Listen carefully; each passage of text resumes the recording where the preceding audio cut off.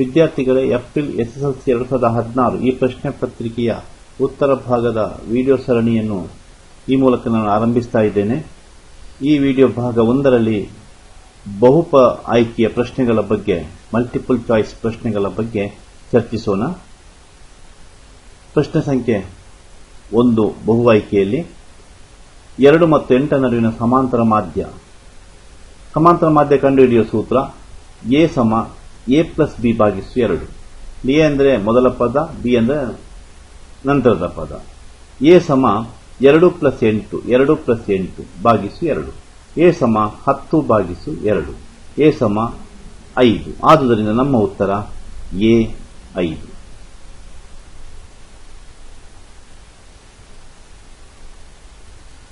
ಮುಂದಿನ ಪ್ರಶ್ನೆ ಸಂಖ್ಯೆ 2, 2x² - 4x³ + 3x + 5. ಈ ಬಹುಪದೋಕ್ತಿಯ ಮಹತ್ತಮ ಘಾತ. ಮಹತ್ತಮ ಘಾತ ಅಂದರೆ ಬಹುಪದೋಕ್ತಿಯ ಗರಿಷ್ಠ ಘಾತ ಆಗಿರುತ್ತದೆ. ಬಹುಪದೋಕ್ತಿಯ ಗರಿಷ್ಠ ಘಾತ. ಈ ಬಹುಪದೋಕ್ತಿಯ ಗರಿಷ್ಠ ಘಾತ 3. ಆದುದರಿಂದ ನಮ್ಮ ಉತ್ತರ D = 3.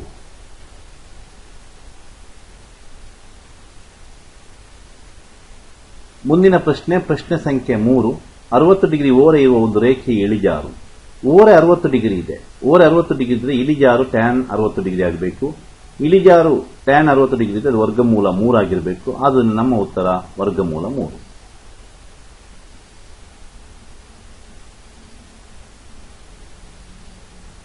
ಮುಂದಿನ ಪ್ರಶ್ನೆ ಸಂಖ್ಯೆ 4, ಒಂದು ದತ್ತಾಂಶದ ಮಾನಕ ವಿಚಲನೆ 1.2 ಮತ್ತು ಅದರ ಸರಾಸರಿ 10.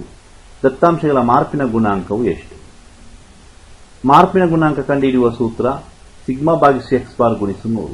ಸಿಗ್ಮಾ ಅಂದರೆ ಮಾನಕ ವಿಚಲನೆ, x ಬಾರ್ ಅಂದರೆ ಸರಾಸರಿ. ಇಲ್ಲಿ ಸಿಗ್ಮಾ ಕೊಟ್ಟಿದ್ದಾರೆ 1.2, ಸರಾಸರಿ ಕೊಟ್ಟಿದ್ದಾರೆ 10. ಮಾರ್ಪಿನ ಗುಣಾಂಕ 1.2 / 10 × 100. ಮಾರ್ಪಿನ ಗುಣಾಂಕ 1.2 × 10, ಏಕೆಂದರೆ 10 0 ಹೊಡೆದೋಗುತ್ತೆ, 10 ಉಳಿಯುತ್ತೆ. ಮಾರ್ಪಿನ ಗುಣಾಂಕ 1.2 × 10 ಅಂದರೆ 12. ಆದುದರಿಂದ ನಮ್ಮ ಉತ್ತರ A = 12.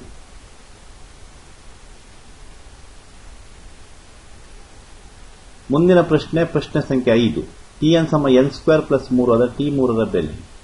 Tn = n² + 3. ಇಲ್ಲಿ n ಅಂದರೆ 3.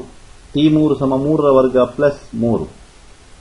T3 = 3 ರ ವರ್ಗ ಅಂದರೆ 9 + 3. T3 ಅಂದರೆ 12. ಆದರೆ ನಮ್ಮ ಉತ್ತರ C = 12.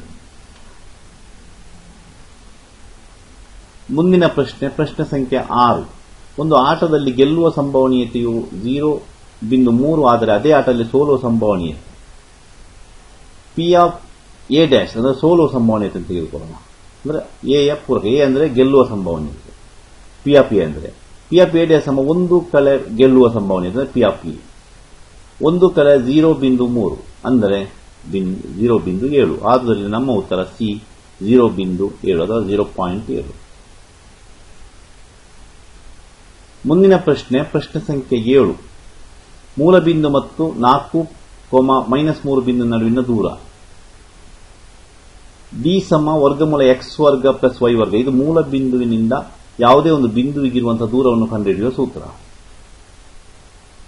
D = ಇಲ್ಲಿ ಒಂದು ಬಿಂದುವಿನ ಮೊದಲ ನಿರ್ದೇಶಾಂಕ x ಆಗುತ್ತೆ, x² ಅಂದರೆ 4 ರ ವರ್ಗ, y ಅಂದರೆ -3 ರ ವರ್ಗ. D = ವರ್ಗಮೂಲ 16 + 9.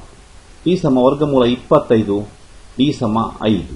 ಆದುದರಿಂದ ನಮ್ಮ ಉತ್ತರ B = 5 ಮಾನಗಳು.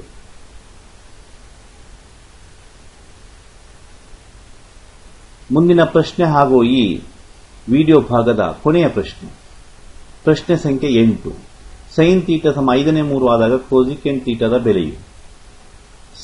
cosecant θ = 1/sin θ ಆಗಿರುತ್ತೆ. cosecant θ = 1/5/3. 5/3 ಭಾಗಿಸಿದ್ದು ತಲೆ ಕೆಳಗಾಗಿ ಗುಣಿಸಲ್ಪಡುತ್ತದೆ. cosecant θ = 3/5 ಆಗುತ್ತೆ. ಆದ್ದರಿಂದ ನಮ್ಮ ಉತ್ತರ B = 3/5.